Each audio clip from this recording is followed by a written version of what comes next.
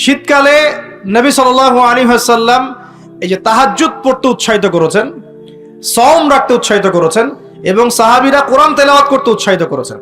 একটা হাদিসে আছে তিনটা কাজ মানুষের গোনার একটা বড় বড় অংশকে মিটিয়ে দিবে।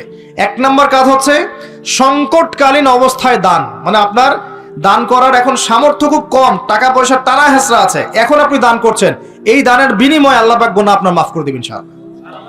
দুই নম্বরটা হচ্ছে যে কঠিন গরম পড়েছে, এই গরমের দিনে আপনি রোজা রেখেছেন, তৃষ্ণার্ত থেকেছেন, এই গরমে রোজা রাখার কারণে আপনার গুনাহ মাফ হয়ে যাবে ইনশাআল্লাহ। আরেকটা কাজ হচ্ছে প্রচন্ড শীতকাল, এই যে এখন শীতকাল পড়ছে, এই শীতকালে আপনি ঠান্ডা পানিতে ওযু করছেন কষ্ট করে, এই ওযুর বদৌলতে আপনার গুনাহগুলো মাফ হয়ে যাবে ইনশাআল্লাহ। এই তিনটা কাজ শীতকালে পাওয়া যাচ্ছে না?